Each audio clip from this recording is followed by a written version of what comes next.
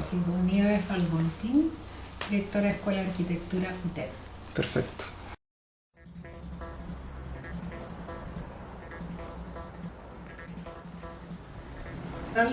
La participación ciudadana informada.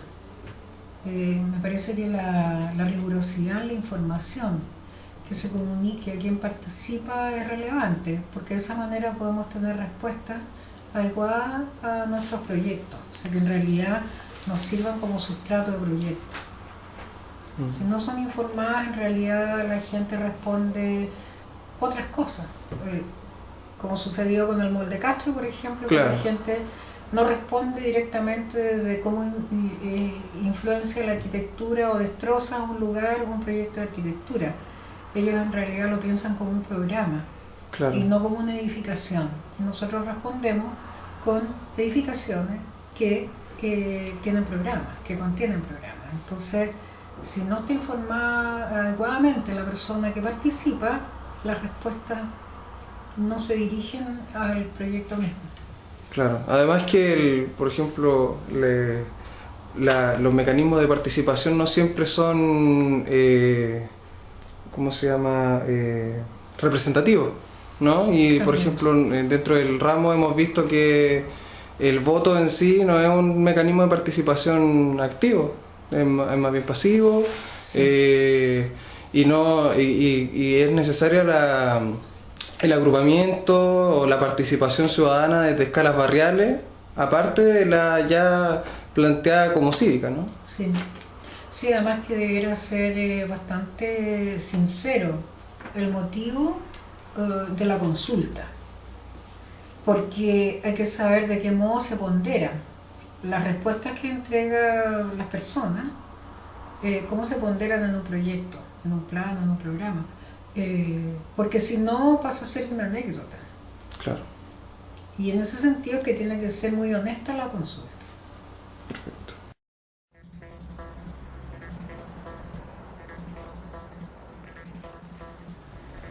Yo creo que sí. No sé a qué te refieres con generar continuidad en los proyectos. En los proyectos. Yo creo que, a ver, las autoridades son bastante abiertas a los proyectos que se proponen. Lo importante es que no generen o que no requieran grandes recursos de la institución. Yo creo que en ese sentido trabajar bajo la autogestión. Trabajar bajo la autogestión, que es muy importante formarlos a ustedes en ello. Y bueno, que no sean iniciativas que provoquen impactos negativos en la comunidad, pero lo que yo percibo es que cuando las propuestas son factibles de ejecutar y no requieren grandes fondos, las autoridades son bastante colaborativas con eso.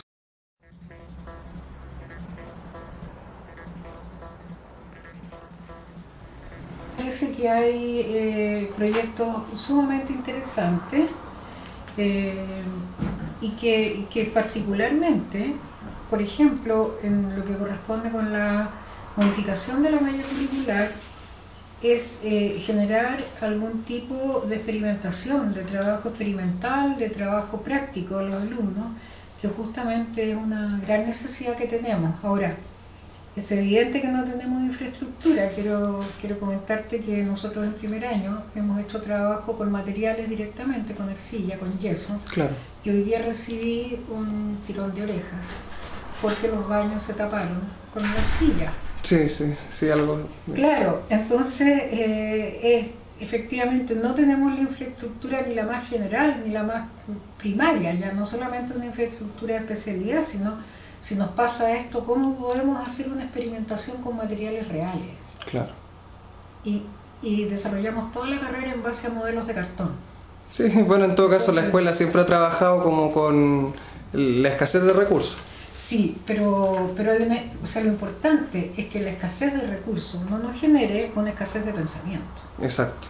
Yo creo que en muchos casos no genera una escasez de pensamiento, pero efectivamente necesitamos tener una infraestructura de experimentación y sobre todo en este taller de bioconstrucción creo que es esencial porque hay pruebas que uno las hace en modelos 1 a 1. Claro.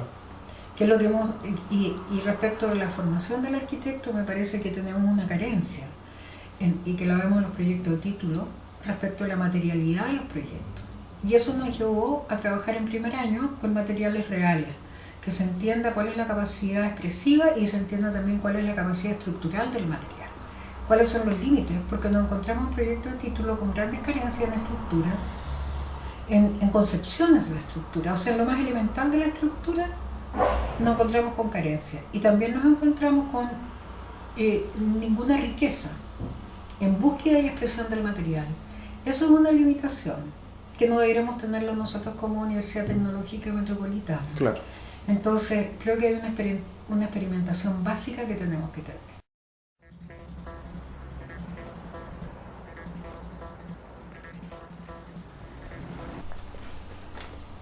Bueno, yo creo que efectivamente, por razones de fuerza mayor, hemos tenido una menor mantención de nuestros espacios. Pienso además que el tema áreas verdes se menciona de modo muy genérico. Claro.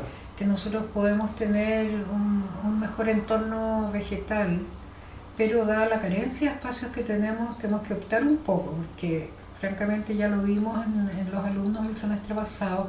Es posible poblar el patio central con algunos árboles y macetas, eso es posible y eso genera un sustrato de sombra claro. súper grata.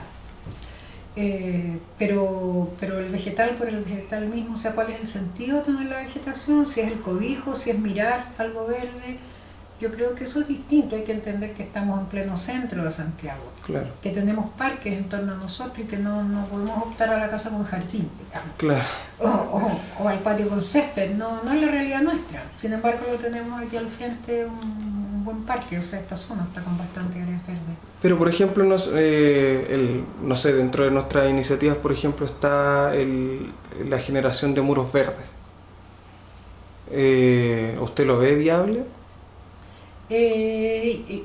Mira, yo lo veo viable porque nosotros dentro de los espacios de uso habitual nuestro tenemos terrazas donde podría haber muros verdes. Yo creo que hay que implementar un buen sistema de mantención, de manera que eso se pueda mantener en el tiempo y no sea claro. un experimento inicial y después... Ese es el punto, aparte sí. Que el tema de la participación en este caso sería que la misma gente se motivara a cuidar los espacios. Yo creo que eso es posible, porque en la terraza del 6º piso que hicieron esa placita, ya fue el 2010 que la hicieron. Claro. Yo creo que tiene un gran éxito, que se ha mantenido bien y bastante bien cuidada. Los árboles ahora los vi más o menos, pero yo veo que la pecera, sin ser un espacio verde, se ha mantenido muy bien y yo me siento muy orgullosa en realidad de la preocupación de los alumnos por no dañar. Sí. Yo creo que cuando es un proyecto de la comunidad nuestra... Claro, inclusivo. Inclusivo, yo creo que ese...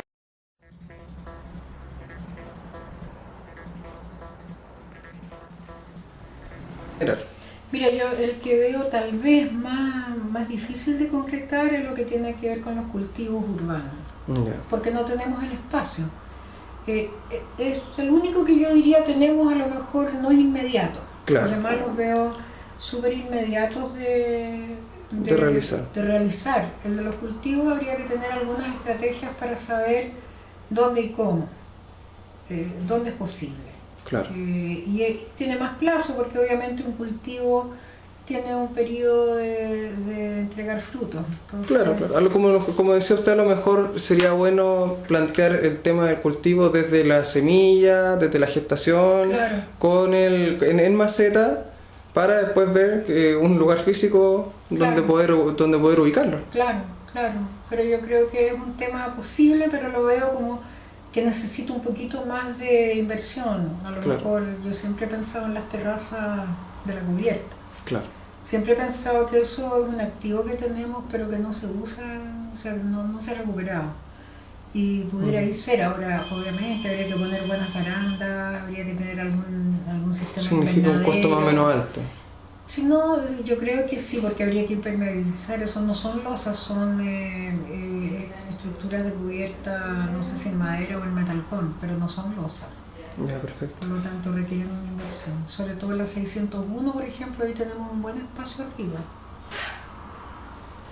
Profe, ¿cuál cree usted de las propuestas es prioritaria y cuáles se pueden resolver en mediano, corto y largo plazo?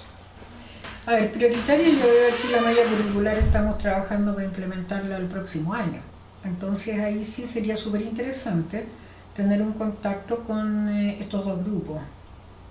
Los dos que atienden a modificación de la malla curricular, cuando dice generar el grupo universitario medioambiental y taller de bioconstrucción. Yo creo que esos dos, sobre todo el último, el taller de bioconstrucción, yo creo que, porque en esta nueva malla, en las actividades, nosotros tenemos que implementar actividades de experimentación. Ese a mí me parece que estamos en el minuto de tener una conversación con el grupo, o tal vez con todo el grupo del curso, o con el grupo que está desarrollando ese proyecto, depende del interés, cómo lo están viendo a ellos, Claro. para ver qué factibilidad tenemos de incorporarlo en la malla.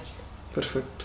La malla se implementa a partir del próximo año con los alumnos que ingresen, se implementa de primero a tercer año con los alumnos que ingresen en 2013, por lo tanto es un tema muy próximo. Eso me parece súper importante.